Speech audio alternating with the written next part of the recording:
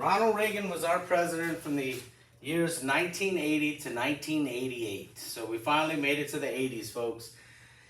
Reagan is the definition of what it means to be a conservative Republican. He's the classic Republican that everybody looks to whenever you ask the question, what should a Republican look like? It's Ronald Reagan, okay? So he's a conservative Republican, and he moves to reduce the size of government, which is something Republicans are always trying to do, and involvement of the federal government in the lives of the American people. So Republicans, traditional Republicans that are conservative, want to have the smallest government possible that interferes in your life as little as possible. But that also means that you can't depend on the government to save you, and you will be on your own 2 feet. Okay, so the government gets out of your way so that way you can thrive.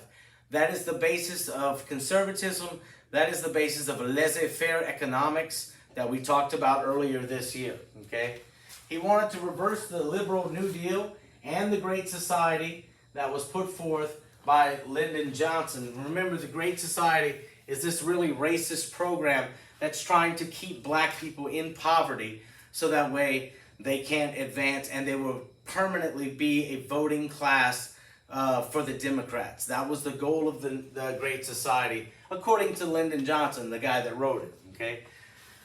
Democratic programs, major budget cuts occur in social welfare programs. We talked about all that just now.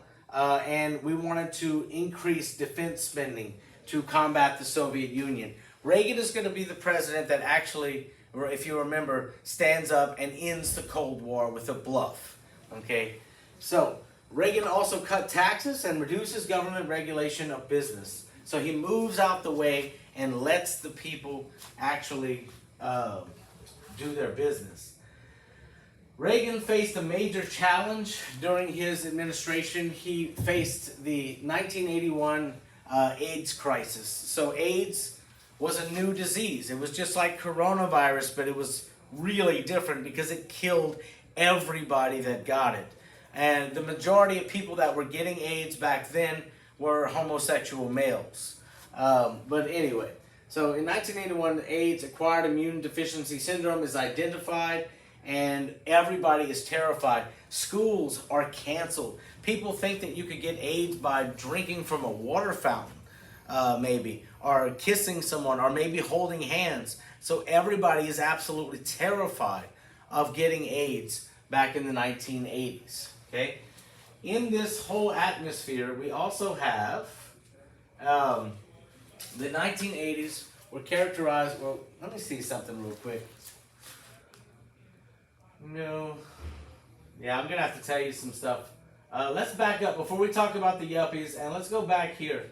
Okay, I'm sorry, my bad. The Iran hostage crisis.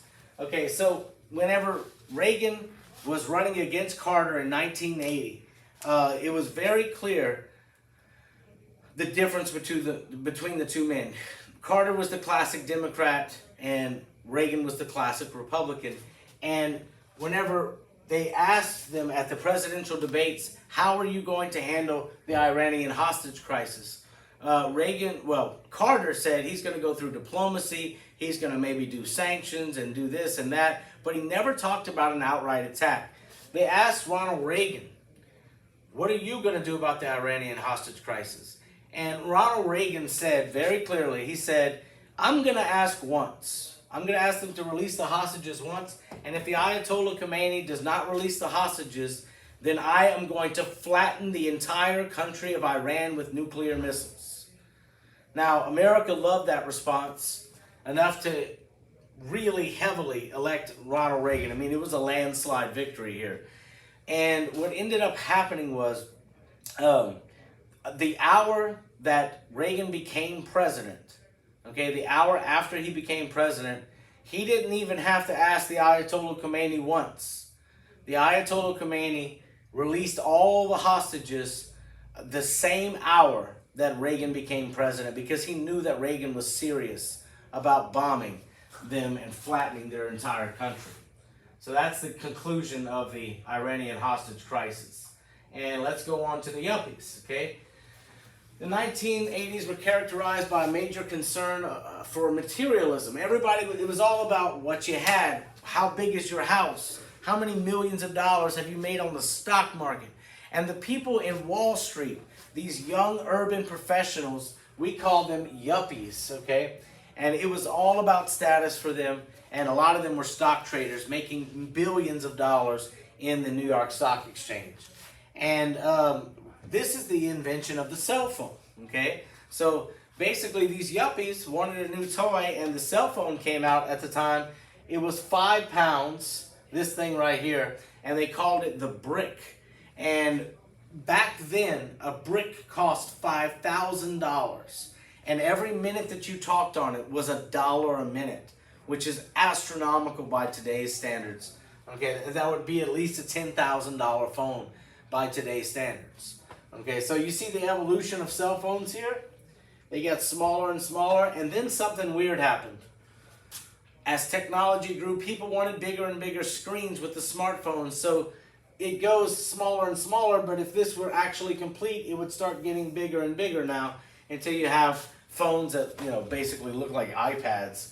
But anyway, under the Reagan administration, we have the Iran-Contra affair. Okay, this got Reagan in a lot of heat. He almost got impeached over this, but not quite. So in 1980, the U.S. begins to help supply Contra rebels in Nicaragua, which is in Central America, right here. Let me scroll down so you can see that. Okay, Nicaragua, right? They're basically run by communists, and we wanted to reverse that, and we wanted to send some rebels in. We call them Contra rebels. We wanted to send them some supplies, some weapons and ammunition and all that stuff. So Reagan asked Congress if we can fund a war in Nicaragua, and Congress says no, it's going to be the next Vietnam War.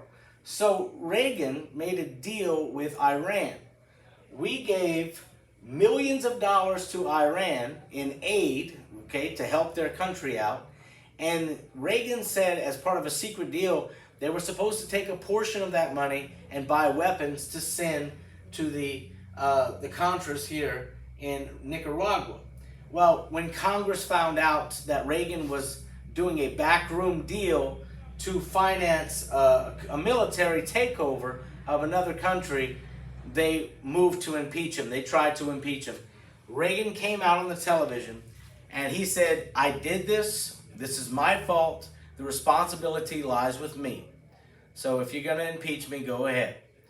And the American people were so stunned by a president that actually took responsibility for a scandal that he had caused, that they wrote their congressman, they visited their congressman, and they said, you better not impeach Reagan. And so Congress declined to impeach Reagan, and Reagan was able to continue on, with his presidency. So that's the Iran-Contra affair. Here we go. Why did the Iran-Contra affair of the 1980s cause controversy in the U.S.?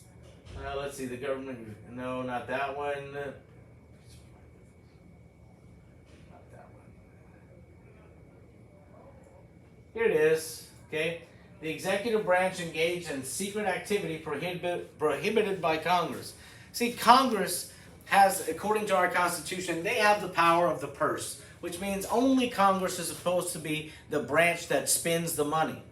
And this was basically a backroom deal with Ronald Reagan spending money behind Congress's back for a purpose that they explicitly forbid him to do. And so that's what almost cost him his presidency there. Okay? And guys, we are done. That is the end of this chapter. Thank you very much.